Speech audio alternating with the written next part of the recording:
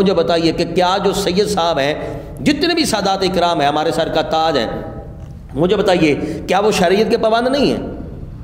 اس کا کیا مطلب ہے کہ ایک سید صاحب کو خود سمجھنے میں یا ان تک حقائق ہی نہیں پہنچے، انہوں نے کچھ اور سمجھ لیا ہو اور فتویٰ جو انہوں نے سمجھا ہے اس پر دے دیا ہو، تو اس کا کیا مطلب ہوا؟ اب ان کے فتوے پر عمل کریں گے، شریعت پر کوئی عمل نہیں ہوگا، شریعت کو جو ہے وہ نظر انداز معذلہ کر دیا جائے گا۔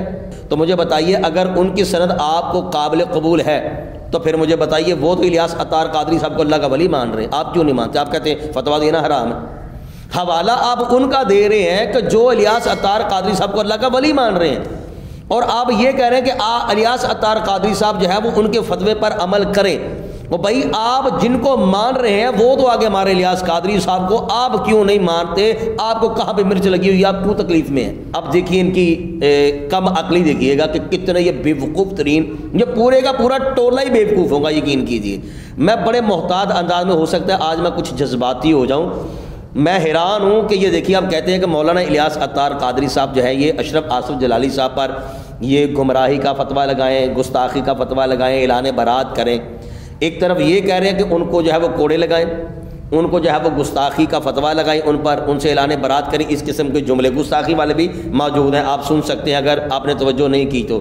ایک طرف کہہ رہے ہیں کہ آپ اشرف آصف جلالی صاحب پر فتویٰ لگائیں گستاخی کا، اور دوسری طرف ساتھ ہی یہ کہہ رہے ہیں کہ آپ کا فتویٰ دینا حرام ہے۔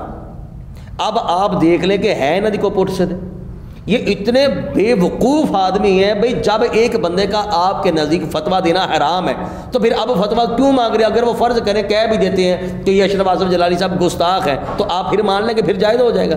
تو انہوں نے ایک کہا ہے کہ آپ پاکستان کے سادات کو رافضی کہتے ہیں۔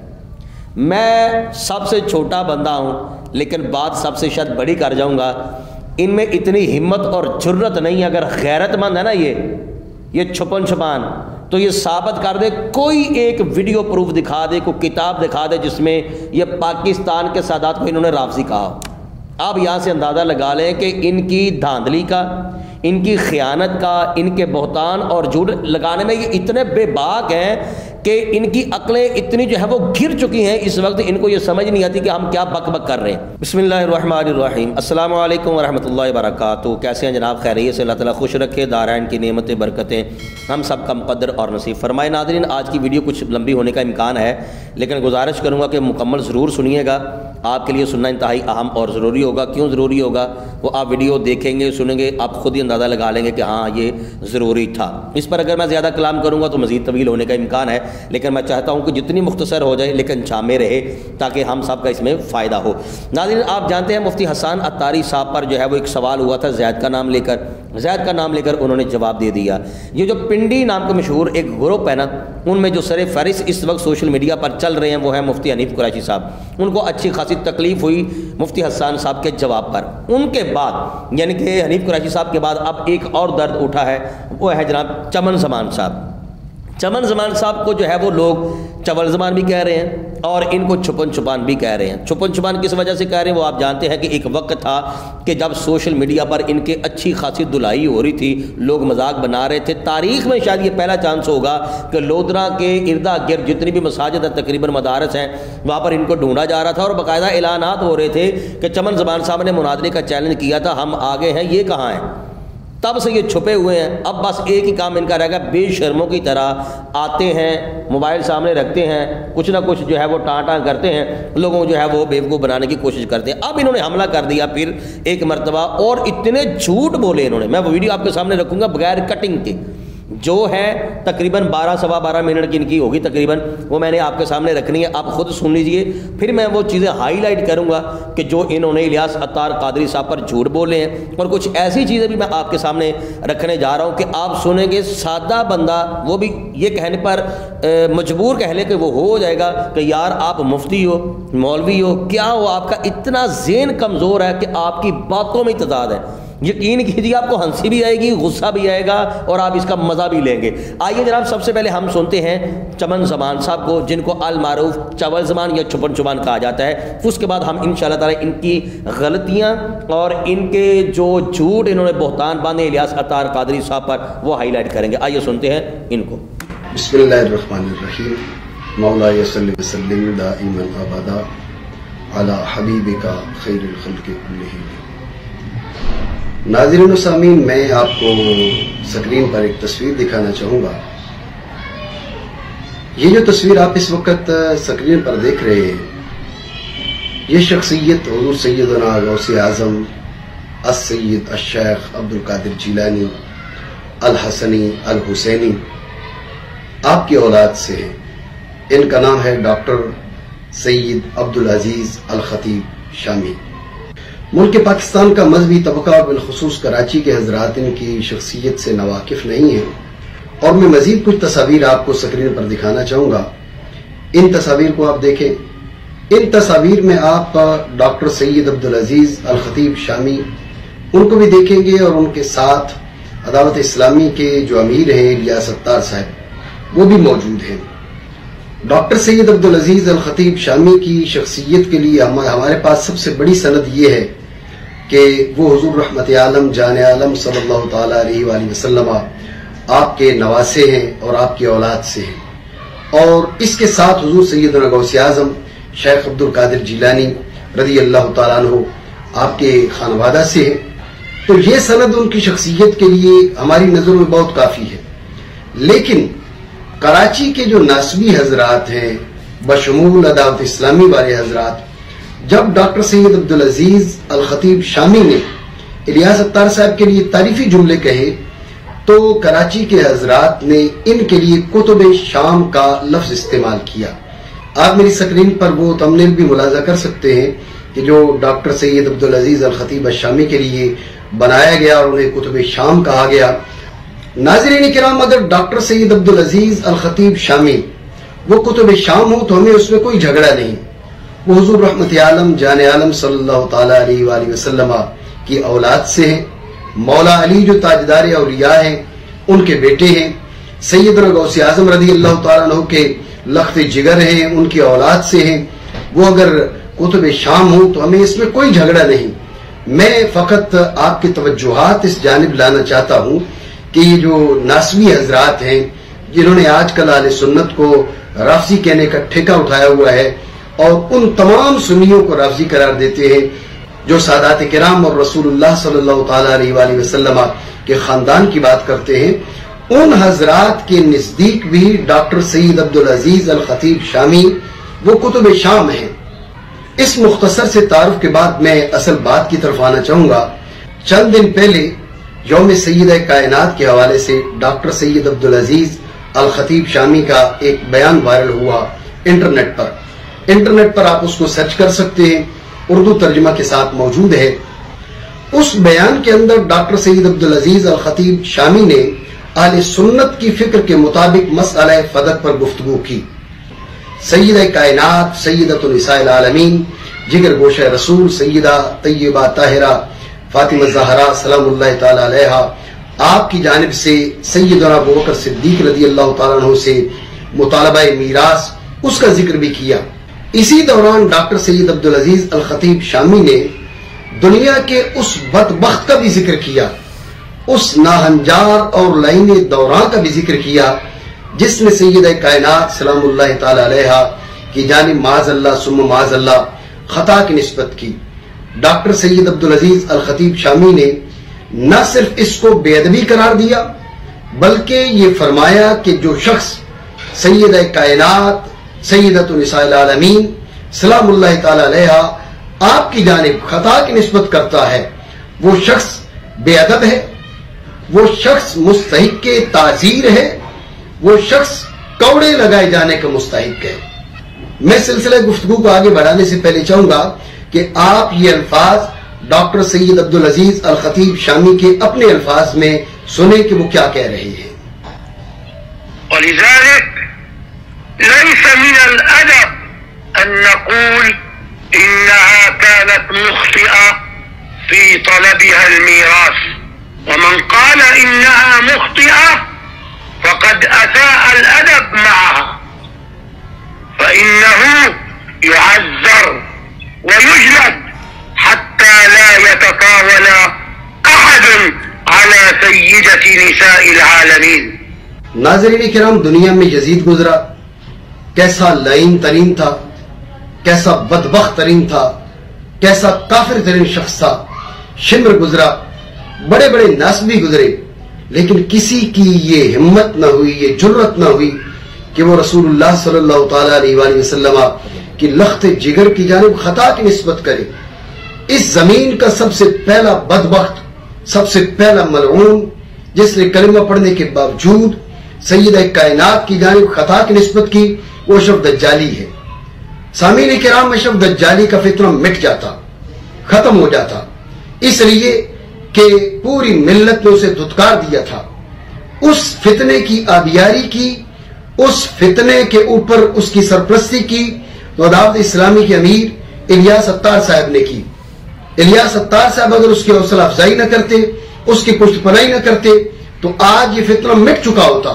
लेकिन इस वक्त जो फतवा है, ये फतवा गोरड़ा शरीफ का नहीं है, यह फतवा हजरत किबला जामी साहब का नहीं है, यह फतवा हुजूर हुज्जतुल इस्लाम किबला पीर सईद इरफान शाह साहब मशहदी का नहीं है, यह फतवा जानशीन मेरे मिल्लत किबला पीर सईद मुनव्वर हुसैन शाह साहब जमाती का नहीं है, यह फतवा किबला पीर सईद हसीनुद्दीन शाह साहब का नहीं है, यह फतवा चमन जवान का नहीं है, यह फतवा हमारा नहीं है। यह फतवा उस शख्सियत का है जो हुजूर सैयदना गौसे आजम रज़ी अल्लाह तआला अन्हु की औलाद से है। यह फतवा उस शख्सियत का है जो इलियास अत्तार साहब के ममदू हैं, जो दावत इस्लामी के मरकज का कई बार दौरा कर चुके हैं, जिन्हें ये लोग कुतुब शाम कहते हैं। यह फतवा उस शख्सियत का है। तो मैं ये फतवा सुनाकर इलियास अत्तार साहब को यह कहना चाहूंगा कि आप हमारा फतवा ना मानिए, कम अज कम उस शख्सियत का फतवा तो मानिए जिन्हें आप पेश करते हैं, जिनका नाम लेकर, जिनका जिक्र करके लोगों के जज्बात से खेलते हैं। वो शख्सियत कह रहे हैं कि जिस बदबख्त ने सैयद कायनात सलामुल्लाह तआला अलैहा की जानिब माज़अल्लाह खता की निस्बत की, वो बेअदब भी है, वो मुस्तहिक के ताज़ीर भी है और उसको कौड़े लगने चाहिए। तो मैं इलियास अत्तार साहब को कहूंगा, ज्यादा न कीजिए, ज्यादा न कीजिए। टीवी चैनल पे आना तो आपका महबूब तरीन मशगला है, टीवी चैनल पे आप आते ही रहते हैं। टीवी चैनल पे आकर आप इस फतवा की तायीद कर दीजिए और ये ऐलान कर दीजिए कि जिस बदबख्त और मलऊन ने सैयद कायनात की जानिब खता की निस्बत की, वो बेअदब है, मुस्तहिक के ताज़ीर है और उसको कौड़े लगने चाहिए। अगर इलियास अत्तार साहब ये ऐलान कर देते हैं तो हम ये कह सकते हैं कि इलियास साहब के दिल में खानदान रसूल की रत्ती बर हया अभी तक बाकी है। हम ये कह सकते हैं कि जहां ये सहाबा किराम का नाम लेते हैं, वहां पर आले बैत किराम की भी हया करते हैं। अगर इलियास अत्तार साहब ऐसा नहीं करते तो हम ये कहने में हक बजानिब होंगे कि इनको खानदान रसूल से कोई ताल्लुक नहीं। अगर खानदान रसूल का ये नाम लेते हैं तो फकत लोगों के जज्बात से खेलने के लिए, लोगों से चंदा बटोरने के लिए, क्योंकि आले सुन्नत की पहचान ये है कि सहाबा किराम रज़ी अल्लाह तआला अन्हुम अजमईन, उनकी ताजीम, उनके एहतराम के साथ साथ अपनी जाने औलाद रसूल के कदमों पर बार देना, अपनी नस्लें औलाद रसूल के नाम पर कुर्बान कर देना, यह अहले सुन्नत की पहचान है। अगर इलियास अत्तार साहब खानदान रसूल का नाम न ले तो उनके चंदे बंद हो जाएं, लेकिन अगर वो इस नाम लेने में सच्चे हैं तो हौसला करें, हमारा फतवा न माने। आप बरेली की बात करते हैं, अगर बरेली का तकद्दुस है तो क्या बगदाद शरीफ का तकद्दुस नहीं? अगर बरेली वालों का तकद्दुस है तो क्या औलाद सैयदना गौसे आजम का तकद्दुस नहीं? बरेली वालों की इज्जत होगी अपनी जगह पर, लेकिन बरेली वाले नौकर हैं औलाद रसूल के, बरेली वाले पाकोश बरदार हैं औलाद रसूल के, बरेली वाले खादिम हैं सैयदना गौसे आजम की औलाद के। अगर बरेली के फतवे की कोई हैसियत है तो सैयदना गौसे आजम रज़ी अल्लाह तआला अन्हु की औलाद के फतवे की भी हैसियत है। और सैयदना गौसे आजम रज़ी अल्लाह तआला अन्हु के बेटे ने, आपके औलाद ने फतवा जारी कर दिया कि जिस बदबख्त की ने ये जुर्रत की है वो बेअदब है, मुस्तहिक के ताज़ीर है और उसको कौड़े लगने चाहिए। और इलियास अत्तार साहब तो पावर रखते हैं, ताकत रखते हैं, पूरी दुनिया में उनका नेटवर्क फैला हुआ है। अगर वो दयानतदारी करे, हिम्मत करे, हौसला करे तो फकत इज़ारे बरात नहीं कर सकते, वो अशरफ दज्जाली को कराची बुलवाकर बल्कि लाहौर आकर उसे कौड़े भी लगा सकते हैं। मैं इलियास अत्तार साहब से कहना चाहूंगा कि इतनी बड़ी तंजीम का क्या फायदा अगर आप मुस्तफा करीम अलैहिस्सलातु वस्सलाम की लख्त जिगर के साथ वफा न कर सके। हिम्मत कीजिए, हौसला कीजिए, अपनी दयानतदारी का और अपने खुलूस का सबूत दीजिए और न सिर्फ इस बदबख्त से इज़ारे बरात करें बल्कि इसको कौड़े लगाएं, और कानूनी तौर पर आप कौड़े लगवाना चाहें तो आपके पास पावर है, ताकत है, आप कौड़े लगवा सकते हैं। अशरफ दज्जाली पर उस फतवे की तनफीज में अपना किरदार अदा करें जो फतवा हुजूर सैयदना गौसे आज़म रज़ी अल्लाह तआला अन्हु के बेटे ने दिया है। और अगर इलियास अत्तार साहब ऐसा नहीं कर सकते, और हमें यकीन है कि वो ऐसा नहीं करेंगे, तो जिस तरह मुल्क पाकिस्तान के सादात से इज़हार बरात किया और उन्हें राफजी करार दिया, इसी तरह डॉक्टर सैयद अब्दुल अजीज अल खतीब शामी, उनसे भी इज़हार बरात कीजिए, उन्हें भी राफजी करार दे दीजिए। क्योंकि सैयदा कायनात के नामूस की बात करना अगर जुर्म है, तो इस जुर्म में जैसे पाकिस्तान के सादात शरीक हैं, इस जुर्म में डॉक्टर सैयद अब्दुल अजीज अल खतीब शामी भी शरीक है। जुर्म दोनों का एक है, तो फिर क्या वजह है, फतवा क्यों बदला हुआ है? पाकिस्तान के सादात को आप राफजी करार देते हैं और डॉक्टर सैयद अब्दुल अजीज अल खतीब शामी, उनके आप हाथ चूमते हैं, उन्हें अपने मरकज पर बुलाते हैं, उन्हें अपने चैनल पर बुलाते हैं और उनके नाम को कैश करते हैं। अगर आप सच्चे हैं तो हिम्मत कीजिए, हौसला कीजिए, ये दो रंगी छोड़िए, यकरंगी इख्तियार कीजिए। या तो डॉक्टर सैयद अब्दुल अजीज अल खतीब शामी, उनसे इज़हार बरात कीजिए और उन्हें राफजी करार दे दीजिए। अगर ऐसा नहीं कर सकते तो अशरफ दज्जाली को बेअदब, गुस्ताख, मुस्तहिक के ताजीर करार दीजिए और फतवा जारी कीजिए। आजकल इलियास अत्तार साहब को फतवे देने का भी बड़ा शौक चढ़ा हुआ है, अगरचे उनका फतवा देना हराम है और ये हराम काम वो टेलीविजन पर बैठकर करते हैं, लेकिन उन्हें फतवे देने का शौक है। तो मैं उनसे कहूंगा कि फतवा है कि ये भी जारी कीजिए और अशरफ दज्जाली को गुस्ताख, मलऊन, मुस्तहिक के ताजीर करार दे दीजिए और ये फतवा जारी कर दीजिए कि वो कौड़ों की सजा का मुस्तहिक है। अल्लाह रब्बुल आलमीन से दुआ करते हैं, मालिक करीम हमें रसूलुल्लाह सल्लल्लाहु तआला अलैहि वसल्लम की हर निस्बत का हया करने की तौफीक अता फरमाए, हमें खानदान रसूल की गुलामी में जिंदा रखे, हमारी नस्लों को औलाद रसूल का गुलाम रखे, गुलाम मारे, गुलामों में हश्र फरमाए। आमीन बिहुर्मत नबी अमीन सल्लल्लाहु तआला अलैहि वसल्लम। नाज़रीन, ये था जी चमन ज़मान साहब का दर्द जो इन्होंने जो है वो कौम के सामने रखा। मुझे यकीन कीजिए ताज्जुब हो रहा है, हंसी भी आ रही है, अफसोस भी हो रहा है, और मुझे अब समझ नहीं आ रही मैं कहाँ से बात शुरू करूँ। इतनी इनकी बातों में तजाद है, इनकी बातों में झूठ है। सबसे पहले आप देखिए, अगर आपने गौर से ये बात सुनी है ना इनकी, तो इन्होंने एक कहा है कि आप पाकिस्तान के सादात को राफजी कहते हैं। मैं सबसे छोटा बंदा हूँ, लेकिन बात सबसे शायद बड़ी कर जाऊँगा। इनमें इतनी हिम्मत और जुर्रत नहीं, अगर गैरतमंद है ना ये छुपन छुपान, तो ये साबित कर दे, कोई एक वीडियो प्रूफ दिखा दे, कोई किताब दिखा दे जिसमें ये पाकिस्तान के सादात को इन्होंने राफजी कहा। आप यहाँ से अंदाज़ा लगा लें कि इनकी धांधली का, इनकी खयानत का, इनके बहतान और झूठ लगाने में ये इतने बेबाक हैं कि इनकी अक्लें इतनी जो है वो गिर चुकी हैं इस वक्त, इनको ये समझ नहीं आती कि हम क्या बक बक कर रहे हैं। तकलीफ इस बात की होती है कि आप यार इल्मी मुकाबला करें ना, अगर किसी के साथ करना है तो आप अगर एतराज़ करना चाहते हैं तो ध्यानदारी के साथ एतराज़ करें जो बनता है। झूठ क्यों बोलना, बहतान क्यों लगाना?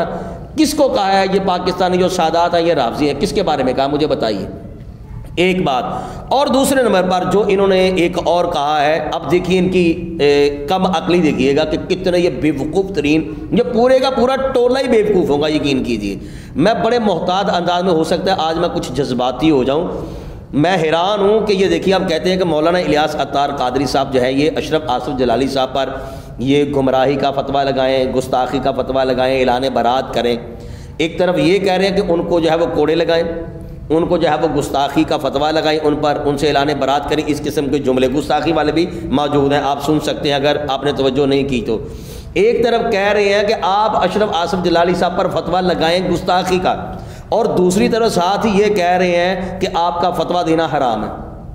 अब आप देख लें कि है नदी को पुट से दे, ये इतने बेवकूफ़ आदमी हैं भाई। जब एक बंदे का आपके नज़दीक फतवा देना हराम है तो फिर अब फतवा क्यों मांग रहे हैं? अगर वो फ़र्ज़ करें, कह भी देते हैं कि ये अशरफ आसिफ जलाली साहब गुस्ताख हैं, तो आप फिर मान लें कि फिर जायज़ हो जाएगा। आप देखें कि इनकी अक्लें कितनी गिरी हुई हैं। ये हसद और बुग़्ज़ में इतने जो है वो झुलस रहे हैं कि इनको यही नहीं पता कि हम मुंह से क्या निकाल रहे हैं। और ये मुनाजरा करने चले हैं और ये दीन की दावत देने चले हुए हैं अशरफ आसिफ जलाली साहब को, उनको कह रहे हैं जनाब ये गुस्ताख है। और मैं यहाँ पर चमन ज़मान साहब से ये भी कहना चाहूँगा कि जो सैयद साहब हैं अब्दुल अजीज़ साहब दाम बरकातुहू आलिया, یہاں پر بھی میں کچھ ٹھہر کے ایک آدھی بات جو ہے وہ کرنا چاہوں گا، ہلکا سا اشارہ، اس پر زیادہ طویل میں بات نہیں کرنا چاہوں گا۔ سب سے پہلے تو میں یہ کہوں گا کہ جیسے ان پر یہ پیغام پہنچا نا اشرف آصف جلالی صاحب کا، جو انہوں نے کہہ دیا کوڑے لگائیں یہ وہ سارا، میں یہاں پر کہنا چاہوں گا چول زمان صاحب سے کہ چھپن چھپان صاحب تھوڑی سی ہمت کر کے نا، جو حنیف قریشی صاحب کے بیان نا نو ڈیمانڈ معاویہ والے معاذ اللہ، اما جی عائشہ صدیقہ رضی اللہ تعالیٰ عنہا پر جو انہوں نے بہتان جھوٹ باندھے، بے ادبیاں ان کی، اور پھر اس کے علاوہ جو انہوں نے ایک میرا کل والا جو بیان ہے وہ بھی آپ سن سکتے ہیں۔ حنیف قریشی صاحب نے وہ کہا ہے کہ حضرت سیدہ زہرا پاک رضی اللہ تعالیٰ عنہا جب وہ فدق مانگ رہی تھیں تو ان سے غلط فہمی ہو گئی، ٹھیک ہو گیا۔ یہ غلط فہمی کا لفظ جو ہے وہ ویڈیو میں موجود، پچھلی ویڈیو میں نے باقاعدہ ویڈیو چلائی، آپ دیکھنا چاہیں تو ادھر آپ دیکھ سکتے ہیں، پچھلی ویڈیو میں اس پر لگاؤں گا تو پھر بات مزید لمبی ہو جائے گی۔ تو یہ بھی جتنے بھی بیان ہے نا حنیف قریشی صاحب کے، یہ بھی ان تک پہنچائیں، اور پھر آپ سے بھی کہوں گا کہ اگر واقعی آپ غیرت مند ہیں نا سید، اگر آپ واقعی ہیں غیرت مند ہیں تو بھائی پھر یہ غلط فہمی والے لفظ تو حنیف قریشی صاحب نے بھی بولے ہیں، ان پر بھی ذرا لگائیں فتویٰ، کیا یہ جاہل ہیں، کیا کہیں گے ان کو گستاخ بے ادب کیا ہو گیا، ٹھیک ہو گیا۔ عرفان شاہ صاحب بھی کہیں، پھر میں نے طاہر القادری صاحب کا بھی کلپ لگایا، جو لفظ اشرف آصف جلالی صاحب نے بولے ہیں وہی لفظ طاہر القادری صاحب نے بھی بولے ہیں، اب ان کو بھی پکڑیں، طاہر القادری صاحب کو بے ادب گستاخ یہ وہ سارا کچھ کہیں۔ اگلی بات آپ کہہ رہے ہیں کہ جناب یہ جو ڈاکٹر سید عبدالعزیز صاحب ہیں الخطیب شامی دامت برکاتہم عالیہ، یہ سب سے بڑی ان کی سند یہ ہے کہ یہ نبی پاک علیہ السلام کے نواسے ہیں اور اولاد سرکار غوث اعظم رضی اللہ تعالیٰ عنہ ہیں۔